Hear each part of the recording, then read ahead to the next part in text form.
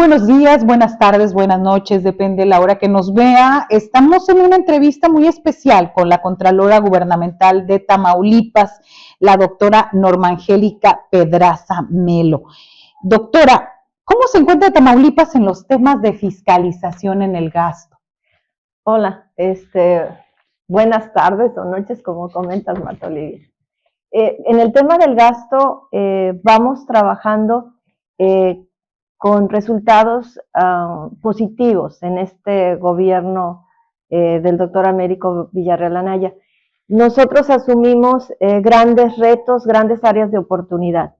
Por ejemplo, de cero fiscalización que había a nuestra llegada, porque los órganos internos de control y comisarios no estaban al 100 en todas las dependencias y entidades, pues desde la primera semana que asume la responsabilidad este gobierno, se activa la Contraloría en la fiscalización del gasto.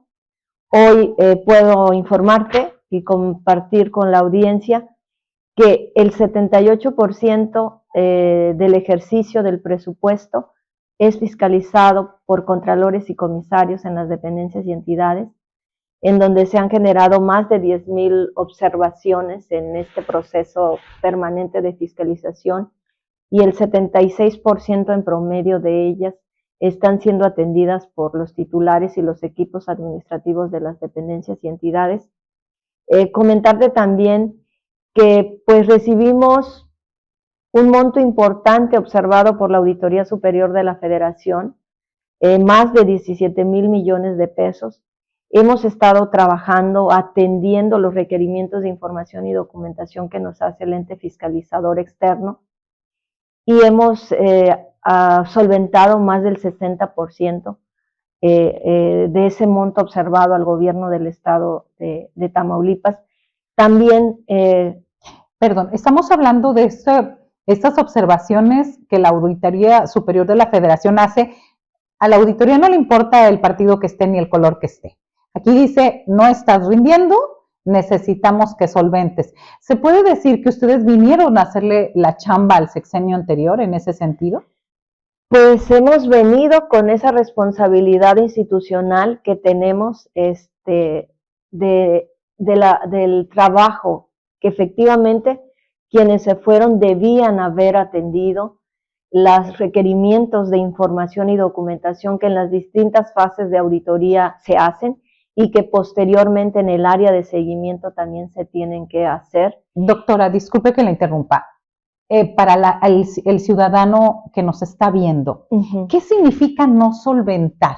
Es decir, ¿qué se detiene cuando la auditoría le dice a un gobierno, no estás transparentando, no sé en dónde quedó el dinero o cuál es tu comprobación? Sí. ¿Qué sigue? ¿Cuál es la sanción o cuál es la forma de apretar de la auditoría? Bueno, ahí es importante que el ciudadano tenga conocimiento que cuando se hace una auditoría, pues sigue un proceso, ¿no?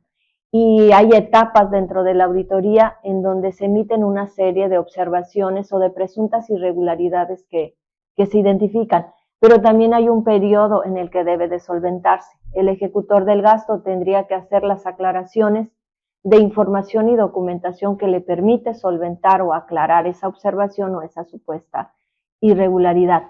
En caso de que no se presenta la evidencia que aclara o que solventa esa observación de irregularidad, debe procederse a investigación administrativa en el caso de que se presuman faltas administrativas. En el caso de que se presuma un delito, debe procederse también a la denuncia ante la Fiscalía, que es el área de competencia. Ante la Auditoría Superior de la Federación, cuando nos transfiere a nosotros, por ejemplo, de una observación o de una irregularidad que presume hay una falta administrativa no grave, es la que nos deja la Auditoría Superior de la Federación en nuestra cancha Contraloría Gubernamental. Y nosotros tenemos que abrir investigaciones administrativas para fines de sanción. Normalmente las presuntas observaciones o irregularidades que dejan la cancha de la Contraloría se refiere a incumplimientos normativos. Por ejemplo, el expediente unitario de determinada operación no contenía todos los elementos que deben de estar. el contrato está, pero le faltaron firmas o sellos, por ejemplo. La suficiencia presupuestaria está, pero no está autorizada. Son incumplimientos más de normativa, pero sin embargo, es una observación y la tenemos que solventar y la tenemos que sancionar en su momento. Ahora, en materia de sanciones no graves, que es competencia de la Contraloría, pues hay una gradualidad en las sanciones que pueda aplicarse, que van desde una amonestación privada, una amonestación pública, una suspensión, una destitución o una inhabilitación. ¿Qué depende de ello? Pues también la reincidencia de la conducta o de la falta, o el acumulamiento de situaciones del mismo funcionario, servidor público, que acumula. Entonces ya la gravedad también se va cuestionando un poco, ¿verdad? Algo que podía ser una conducta para una amonestación, pues en la medida que reincide o se acumulan más, pues puede ser destitución o puede ser inhabilitación. De acuerdo. 15 meses de gobierno.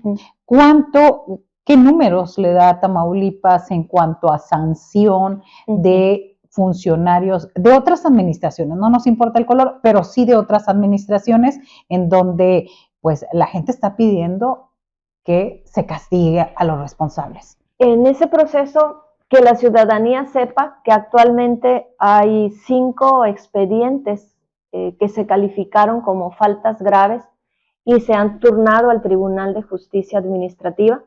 ¿Por qué? Porque las faltas graves corresponde su sanción al Tribunal de Justicia Administrativa. Informarles también que hay 11 personas inhabilitadas. Las inhabilitaciones van de 3 meses, 6 meses, 7 meses.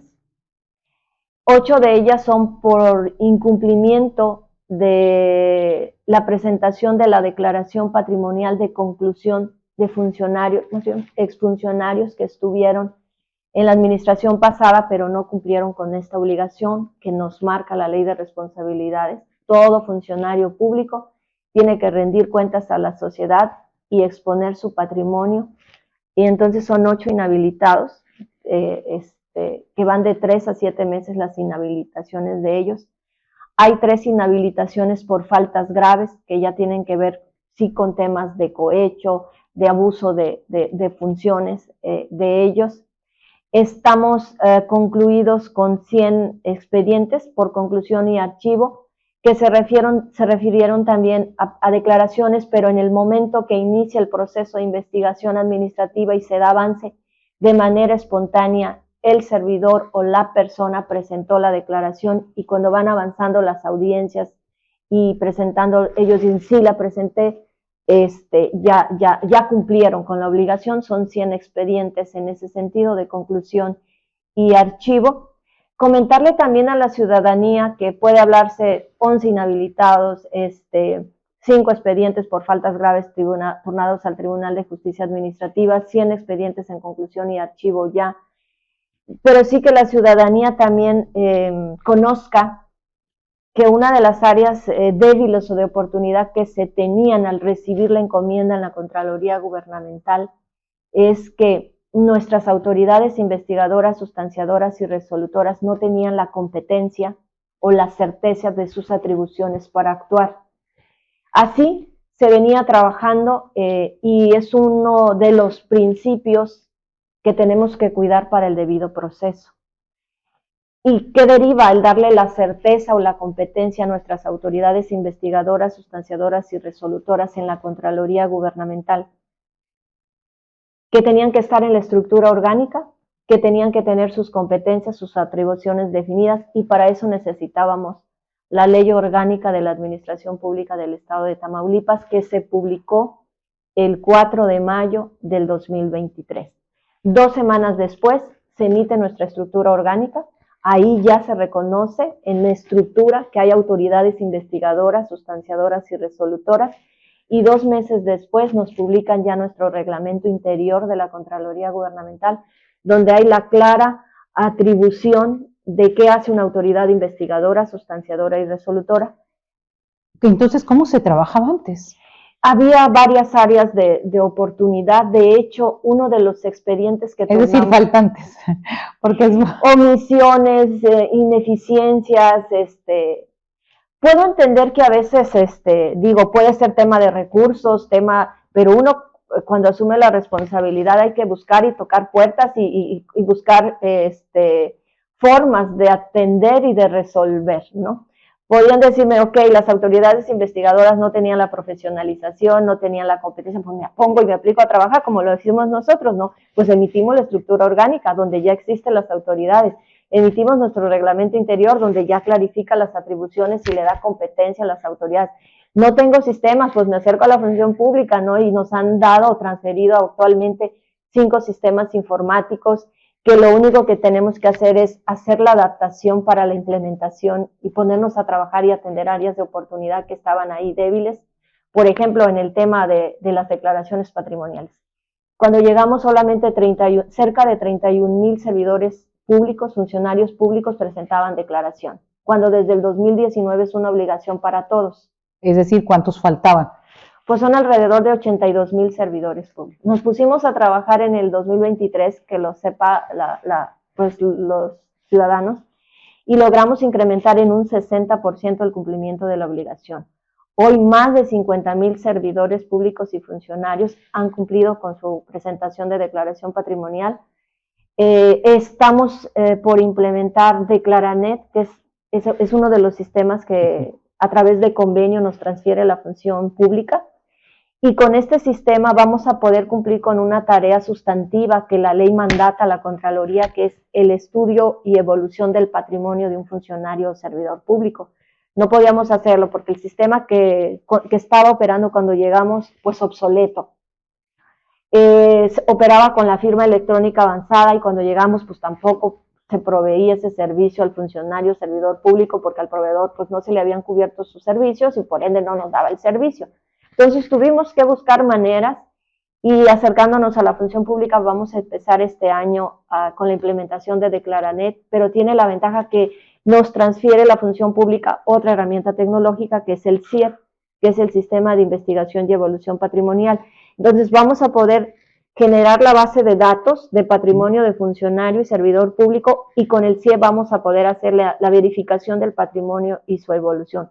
Actualmente esa es un área de oportunidad que recibimos, o sea, no se hacía la evolución patrimonial y el sistema que estaba obsoleto, en gran parte a eso se debían incumplimientos del 2023 de los compañeros servidores públicos, el sistema falla, se saturaba el tema de la firma para presentar y bueno, hemos estado haciendo algunas pruebas de estrés ya con este nuevo sistema que es Declaranet y vamos a trabajar porque todos los compañeros funcionarios y servidores públicos cumplan con esta obligación y que podemos hacer luego el tema de la evolución, el estudio y evolución del patrimonio. Estamos trabajando en ello.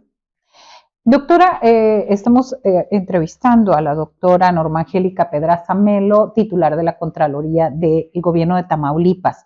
15 meses en puerta el segundo informe del gobernador Américo Villarreal Anaya. 15 meses de estos inhabilitados, observados y demás. ¿De qué cuánto estamos hablando de secretarios o funcionarios de primer nivel? Porque luego se tiene la percepción de que son los de abajo a los que se castiga. ¿Contra quiénes son estas principales sanciones de las que han elaborado ustedes? Las inhabilitaciones que se han dictado en el tema de declaraciones patrimoniales son directores generales, directores de área y jefes de departamento. Los secretarios cumplieron con su obligación de presentar su declaración patrimonial de conclusión. Los de primer nivel lo cumplieron. La omisión se dio con el niveles de directores generales, directores de área y jefes de departamento. Las investigaciones administrativas que tenemos trabajando y que muchas de ellas son faltas graves, sí están en niveles ya de secretarios, de subsecretarios también. Están en áreas como Secretaría de Salud, en Secretaría de Finanzas, en Secretaría de Administración, en la misma Contraloría, en la Secretaría de Desarrollo Rural, son en las dependencias, en la Secretaría de Economía. Es donde hay, digamos, personas implicadas en investigaciones administrativas de primer nivel. No puedo dar nombres porque me puedes comprender ahí, Marta, que estaríamos violentando el debido proceso, y uno de los principios que tenemos que cuidar es el de presunción de inocencia, el principio de legalidad y, bueno, el del debido proceso. Que sí estamos tratando de asegurar que si cuidamos el debido proceso, cuando por el lado de la Contraloría se emita una sanción administrativa, sea firme, que eso es lo que esperamos, ¿verdad? Porque si emitimos una sanción y luego no las tumban porque no está bien integrada. Bien integrada. Eso es lo que estamos trabajando. Tengo 4 autoridades investigadoras, 3 sustanciadoras y 2 resolutoras, y ellos están cuidando el debido proceso, cuidando todos los elementos. Comentarte que en las faltas graves, donde están los casos de subsecretarios y de esos primeros niveles, no van a ser sancionados por la Contraloría, porque cuando son faltas graves ya se turna, llega hasta la sustanciadora con nosotros y de ahí se van a turnar al Tribunal de Justicia Administrativa, porque de acuerdo con la ley, pues es a la instancia que le compete aplicar la sanción administrativa como falta grave. Ellos sí pueden inhabilitar de 1 año hasta 10 años, ¿verdad? Van a observar y estudiar el expediente o el expediente que nosotros vamos a hacer llegar producto del trabajo. De la oficina del exgobernador y al mismo exgobernador, ¿se le está investigando por algunos delitos? En nuestras investigaciones administrativas, hasta el momento, tenemos de oficinas de gobernador investigaciones administrativas. ¿Cuántas y por qué delitos? Es una investigación administrativa que compila varios temas de esa área. Y tengo entendido que también esa investigación administrativa está relacionada con una denuncia que interpusieron en esa oficina. Y no se puede decir más por el debido proceso. Así es. ¿Qué hará esta administración para evitar observaciones de parte de la Auditoría Superior de la Federación? ¿En qué se están ustedes que ya observaron la anterior administración, que ya vieron qué es lo que se debía hacer? Ordenar, vincularse con las instancias federales, y ahora, ¿cuál podría ser el sello o la indicación en esta administración en cuestión de fiscalizar y observar? Pues estamos con varias estrategias, Marta. Primera, con la activación de los contralores y comisarios, pues la fiscalización del gasto de forma concurrente, es decir, en el momento, ¿verdad? Estamos también con capacitación por la Secretaría de la Función Pública a través de cursos que se está incorporando a los ejecutores del gasto para que conozcan la normativa, los procesos en materia de auditoría de adquisiciones, auditoría de obra pública, bitácora electrónica de seguimiento de adquisiciones, bitácora electrónica de seguimiento a obra pública, de temas de integridad, de conflicto de interés, de actuación de conflicto de interés, todos esos temas que son necesarios que los ejecutores del gasto los tengan presentes para evitar incurrir en incumplimientos de normatividad o en temas en donde podamos incurrir en una irregularidad, por ejemplo, si actuamos en un conflicto de interés. Entonces, el ejecutor del gasto tiene que saber qué es el conflicto de interés para que lo pueda identificar y no caer en una actuación de conflicto de interés, porque el conflicto de interés, por ejemplo, no está mal. O sea, yo, por ejemplo, si estoy en un proceso de adquisiciones, ¿no?, de licitación, y tengo conocimiento de un proveedor que va a participar y es mi compadre, por ejemplo, pues hay un conflicto de interés. ¿Qué debiera de hacer? ¿Sabes qué? Me abstengo. No puedo participar porque hay un conflicto de interés. Pero si lo sabe, ya lo identificó que hay un conflicto de interés y participa, cae en la irregularidad de actuación de conflicto de interés y es una falta y tiene que ser sancionada, ¿verdad? Entonces estamos con la estrategia de capacitación y de sensibilización permanente con los ejecutores del gasto, también con reuniones de trabajo permanentes con las secretarías y las dependencias, socializando cuáles son las observaciones más recurrentes por parte de la Auditoría Superior de la Federación y por parte de la Secretaría de la Función Pública y de los mismos contralores y comisarios que vamos identificando en el día a día para que lo conozcan y puedan implementar medidas preventivas y correctivas al interior de sus equipos administrativos. De acuerdo. Secretarios, subsecretarios, ¿cuáles son los tipos de faltas que cometen de acuerdo a la experiencia y lo que usted ha observado? Y digamos de jefes de departamento, directores, ¿Hay un patrón de quienes están en los más altos niveles en qué tipo de cuestiones irregulares caen? Una de las observaciones que es recurrente, que nos marca la Auditoría Superior de la Federación, tiene que ver con la comprobación del gasto.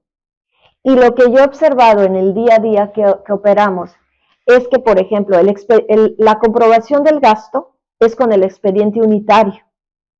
Y el expediente unitario se conforma desde el ejecutor del gasto, que origina un proceso, hasta que se hace el pago, que es la Secretaría de Finanzas. ¿Sí? Estamos tomando una medida preventiva en este sentido. Y ahorita estamos trabajando precisamente en la actualización de los lineamientos de adquisiciones. El ejecutor del gasto, pues está su solicitud de adquisición, su suficiencia presupuestaria, su programa anual de adquisiciones, su orden o requisición, su estudio comparativo de mercado, y ese expediente se lo hace llegar con una solicitud, por ejemplo, a compras. Compras sigue su parte, pero el ejecutor del gasto se queda con esa parte del expediente unitario, que se deberá luego complementar con el trabajo que hace, por ejemplo, la Secretaría de Administración en una dependencia, que dependiendo del monto, pues si es licitación, si es concurso de 3, si es adjudicación, etcétera. Hay una parte de la documentación que se va a gestar ahí que viene a complementar ese expediente unitario. Entonces, entre la documentación que genera el ejecutor del gasto más la Secretaría de Administración, todo ese expediente debe llegar a finanzas para que se efectúe el pago, ¿no? Claro. El expediente unitario debe de estar completo en la Secretaría de Finanzas, pero ahorita para asegurar, porque a veces las auditorías llegan con el ejecutor del gasto, vamos a establecer en los lineamientos que el expediente unitario completo lo debe de tener el ejecutor del gasto y quien paga. Entonces me llega una auditoría, espérate, el expediente está completo porque integré o recabé los siguientes partes del proceso. Entonces, esa es una de las áreas de oportunidad que observamos y que es recurrente.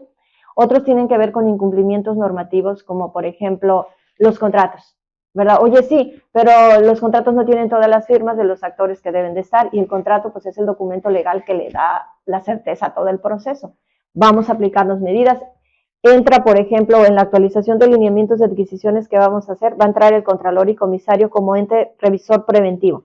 Antes de que llegue el expediente a algún lugar, él ya lo revisó y le emite una cédula de observaciones al ejecutor del gasto, para que atienda y complemente, y le va a dar un término para que pueda solventar. Y aseguremos que el expediente esté completo. Esa fue una de las observaciones importantes que se dan por la Auditoría Superior de la Federación. Otros incumplimientos son, por ejemplo, debí haber hecho la transferencia del recurso en los primeros 3 días, lo hice en el día 4, 5, 6, vamos a tomar medidas. Porque aunque son incumplimientos normativos, la Auditoría Superior de la Federación nos deja las faltas no graves y dice, abre PRAS, porque si no te dejo la observación. Entonces tenemos que abrir PRAS. Un PRAS es un procedimiento de responsabilidad administrativa sancionatoria y nos deja la responsabilidad a nosotros.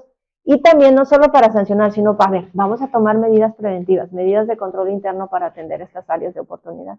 Sí. Bien, ¿qué le dice a las y los tamaulipecos en este tiempo? Un mensaje que les quiera dar acerca de cómo se está analizando, revisando y solventando todas las observaciones. Pues decirle a los y las ciudadanas de Tamaulipas, que en algún momento que me hacían una pregunta, es ¿cuándo vamos a ver resultados de la Contraloría, verdad? ¿Cuándo va a haber personas o funcionarios en la cárcel? Sí dejar un poco claro que hay competencias de acuerdo a las leyes. Y en ese tema, en materia de penal, no es competencia de la Contraloría Gubernamental, es materia de la Fiscalía. Sí es competencia de la Contraloría Gubernamental la investigación administrativa, y estamos ya dando resultados a 5 o 6 meses que se les da la competencia jurídica a nuestras autoridades. Ya hay 3 personas inhabilitadas por faltas graves, hay 8 personas inhabilitadas por falta no grave. Estamos próximos a emitir otras notificaciones también por temas de inhabilitación, pero estamos cuidando el debido proceso, o sea, estamos cuidando el principio de legalidad, de que si se va a emitir una sanción es porque procede, porque se cuidó el debido proceso, la presunción de inocencia, el principio de legalidad. Esa es una tarea que el ciudadano o ciudadana debe de tener presente y que los compañeros servidores o servidores públicos estamos actuando con apego estricto al principio de legalidad y que vamos a rendir cuentas, que estamos trabajando y activando todas las tareas y áreas sustantivas que le mandata la ley a la Contraloría Gubernamental, que muchas no estaban activas o estaban limitadas en su implementación, y estamos asumiendo esa responsabilidad y ese compromiso. Muchas gracias. Ok, Marta, gracias a ti.